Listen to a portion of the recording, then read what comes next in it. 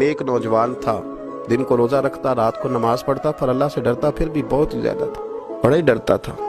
موت کا وقت آیا، ماں ہی تھی بس اس کی، تو ماں سے کہنے لگا اماں تو میری ماں ہے، میرے ساتھ 3 وعدے تو کر۔ اس نے کہا پتر تو بتا، آخری ہج کی لے رہا ہے اور اس غریبنی ماں سے تو وعدہ لے رہا ہے، بتا کیا وعدہ؟ اس کرنے لگا اماں جب میں مر جاؤں نا تو میرے گلے میں رسی ڈال کے تو مجھے گھمانا گھر کے صحن میں، اور لوگوں کو کہنا جو رب کی نافرمانی کرے اس کا یہی حال ہوتا ہے۔ یہ اعلان کرنا جو اللہ کے نافرمان ہوں ان کا یہی اشر کیا جانا چاہیے۔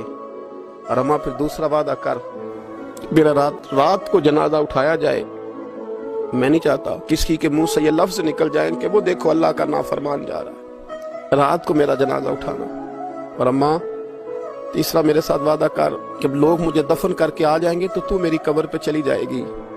عمل میرے پاس کوئی نہیں، پر مجھے لگتا ہے ماں کے قدموں کی برکت سے عرش کا مالک بھی رحم فرمائے گا۔ اماں تو وعدہ کر۔ بابا صاحب رحمۃ اللہ علیہ فرمانے لگے، ماں بوڑھی ماں نے وعدہ کر لیا، کہا بیٹے ٹھیک ہے، تیری یہی ضد ہے تو میں تیار ہوں۔ پھر اس نے کلمہ شہادت پڑھا، اس نوجوان کی روح پرواز کر گئی۔